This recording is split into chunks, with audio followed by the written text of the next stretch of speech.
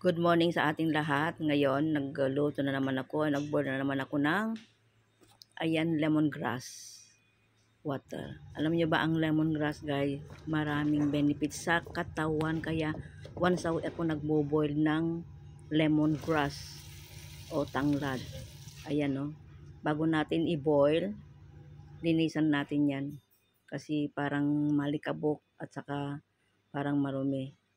Ayan, linisan natin ng mabuti. Tapos, pag nalinisan na, i-cut natin kasi yung binoboil ko dyan sa may rice cooker namin. Kasi mas maganda pag sa rice cooker kasi continuously ang ano niya yung boil niya. Ayan. Pagkatapos pag na-cut na siya, ay ipapaw natin para mas ano yung katas niya ba. Oh. Lahat na yan ikakat natin. Ang dami kasi every week ako yan nagbo-boil. Yan ang instruction ng mga bossing. Once a week. At saka yan, dikdikin natin. Oh. Kasi pag hindi mo yan dikdikin, parang walang mangyari dyan.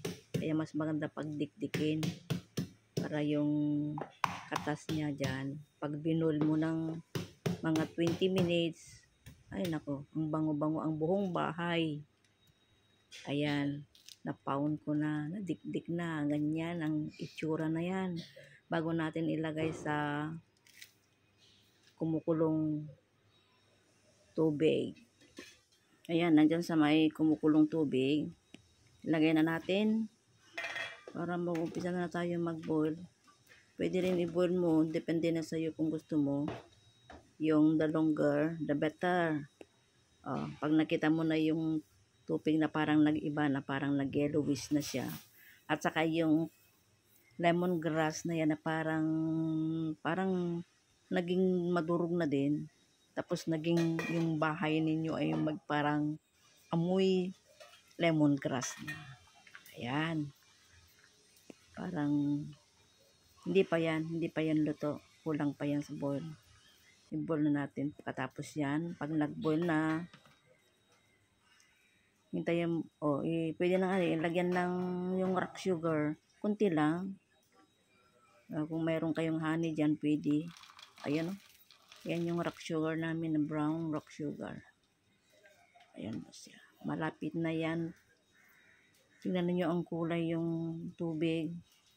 Ayan. Nagiging yellowish na siya. Sige pa. Boil pa. Mga 5 minutes.